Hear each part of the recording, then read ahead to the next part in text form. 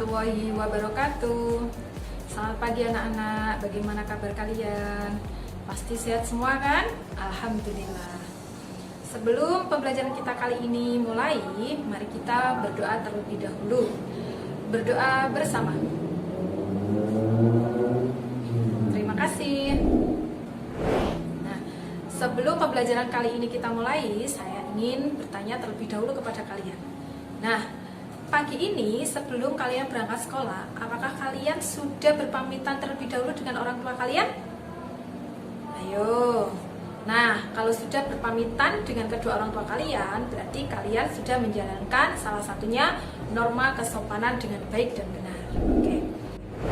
Pembelajaran kita kali ini yaitu akan membahas tentang norma dan keadilan yang berlaku di kehidupan masyarakat. Latar belakang terbentuknya norma dalam kehidupan bermasyarakat. Manusia merupakan makhluk sosial yang selalu berinteraksi dengan orang lain.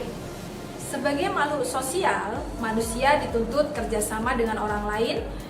Ini bertujuan agar tercipta kehidupan yang damai, ketertiban dalam bermasyarakat. Untuk menciptakan kehidupan yang damai dan tertib, diperlakukan aturan agar tidak ada orang hidup semaunya, sehingga dapat merugikan orang lain. Peraturan dibentuk agar dapat menjadi pedoman atau petunjuk hidup dalam menjalani kehidupan bermasyarakat. Peraturan yang berlaku di kehidupan masyarakat inilah yang disebut dengan norma. Norma adalah aturan atau ketentuan yang mengatur kehidupan warga masyarakat, digunakan sebagai panduan, tatanan, dan pengendali tingkah laku. Jenis-jenis norma. Norma dalam masyarakat terdapat 4 jenis. Yang pertama yaitu norma agama. Norma agama adalah peraturan yang berisi perintah, larangan, ajaran yang bersumber dari Tuhan Yang Maha Esa. Norma agama bersifat mutlak dan tidak dapat diubah. Norma agama mengatur hubungan antar satu manusia dengan Tuhan Yang Maha Esa, hubungan manusia dengan manusia lainnya, hubungan manusia dengan makhluk Tuhan lainnya. Adapun contoh penerapan norma agama diantaranya sebagai berikut. 1. Saling menyayangi sesama manusia dan seluruh ciptaan Tuhan. 2. Larangan tidak melakukan kejahatan dan perbuatan buruk. 3. Perintah untuk selalu beribadah dan bersyukur kepada Tuhan Yang Maha Esa. Jenis norma yang kedua yaitu norma kesusilaan.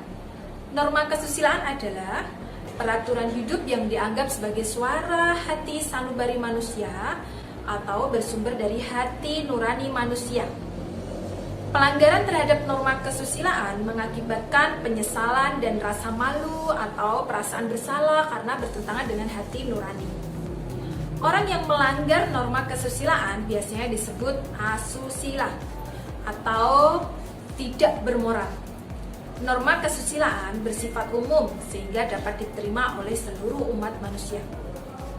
Contoh penerapan norma kesusilaan diantaranya bertindak dan berperilaku jujur. Misalnya, ketika kita menemukan barang orang lain, kita harus mengembalikannya. Yang kedua, berani mengakui kesalahan dan meminta maaf. Yang ketiga, tidak melakukan perbuatan asusila. Jenis norma yang ketiga, norma kesopanan. Norma kesopanan yaitu norma yang bersumber dari tata pergaulan individu dalam masyarakat. Norma kesopanan disebut dengan sopan santun atau tata krama atau adat istiadat. Norma kesopanan merupakan pedoman mengatur tingkah laku atau tata cara manusia terhadap bersikap dan berperilaku terhadap manusia lainnya ada di sekitarnya. Pelanggaran terhadap norma ini akan mendapatkan sanksi berupa celaan, cemoohan dari orang lain. Hal itu karena sumber norma kesopanan adalah keyakinan bermasyarakat yang bersangkutan. Contoh penerapan norma ini.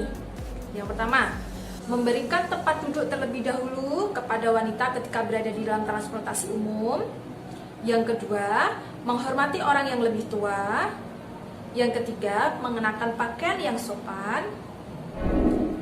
Jenis norma yang keempat, Norma hukum. Norma hukum adalah peraturan yang timbul dibuat oleh pemerintah atau lembaga yang berwenang seperti DPR.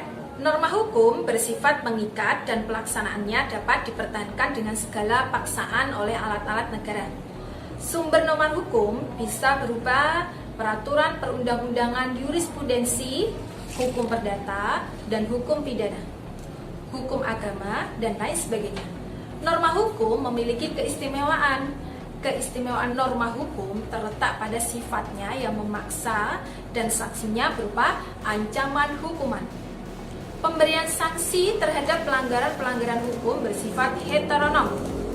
Heteronom artinya yaitu dapat dipaksakan oleh kekuasaan masyarakat, yaitu kekuasaan negara. Contoh penerapan norma hukum diantaranya 1. Mematuhi rambu-rambu lalu lintas, tidak melakukan tindakan kejahatan. Nah, sekian dari pembelajaran kita kali ini. Semoga bermanfaat bagi kita semua. Wassalamualaikum warahmatullahi wabarakatuh.